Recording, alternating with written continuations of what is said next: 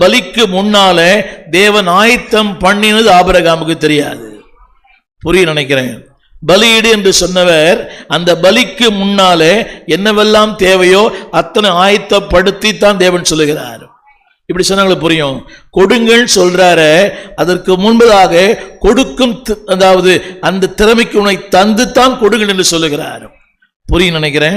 கொடுங்கள் என்று சொல்லுகிற கர்த்தர் அந்த கொடுப்பதற்கு திறமைகளையும் வாய்ப்புகளையும் அதற்குரிய சந்தர்ப்பங்களையும் கொடுத்து தான் கொடுங்கள் என்று சொல்லுகிறார். கிதியோனை பார்த்து சொன்னார், நீ போ.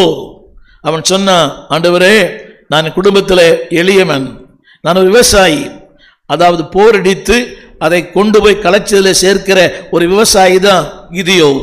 ஆனால் தேவன் சொன்னார், நீ போ, ஒரு மனிதனை முறியடிப்பது போல முறியடிப்பாய். அதுபோல ஆமோஸ் தீர்க்கதரிசி, அவனை தேவன் சொன்னார், நீ போ, என் தேசத்துக்கு உடைய வார்த்தைகளை சொல். ஆமோஸின் புஸ்தகம் 1ஆம் அதிகாரம் 1 வசனம். அந்த வார்த்தை சொல்கிறது, ஆமோஸுக்கு கர்த்தர் சொல்லுகிற வார்த்தை. அவன் யார் தெரியுமா? அதாவது கீழே விழுகிற பழங்களை பொறுக்கி அதை விற்பனை செய்கிறவன். நான் கவனிக்க வேண்டும். அதாவது அங்க சொல்லப்பட்ட வார்த்தை கவனிங்க. அதாவது தேவன் சொன்ன வார்த்தை. ஆமோஸ் 1:1 கடைசி வார்த்தை பாருங்க. தேவன் சொன்ன வார்த்தை. என்னை கவனிங்கள். அதாவது கீழே விழுகிற பழங்களை பொறுக்கி அதை விற்பனை செய்கிற ஒருவன் தான் ஆமோஸ். புரியவே இல்லை. கீழே விழுகிற பழங்களை பொறுக்கி அதை விற்பனை செய்கிற மனிதன் தான் அவன், அந்த ஆமோஸ்.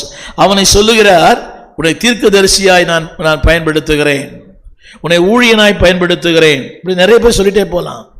ஒரு பரஸ்திரிக்கு பிறந்த எப்தா, அவன் ஒரு விபச்சாரியின் மகன். அவனை சொல்லுகிறார், நான் உன்னை நியாயாதிபதியாய் மாற்றுவேன்.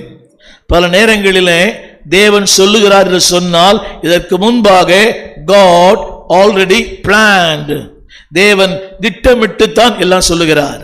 கரங்களை உயர்த்தி பேதுரு பார்த்து சொன்னாரு, நீ மனுஷரை பிடிக்கிறவராய் நாக்குவேன். அவனுக்கு அது ஏற்புடையது அல்ல.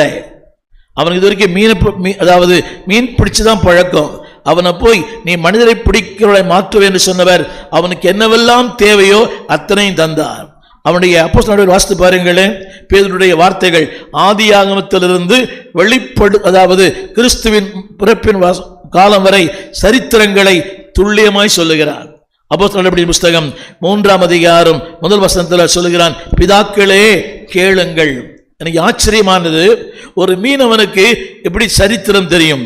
அப்போஸ்தலர் நடபடிகள் 3ஆம் அதிகாரம் 1ஆம் வசனம். சீக்கிரமாக. இல்ல பிதாக்களே கேளுங்கள்.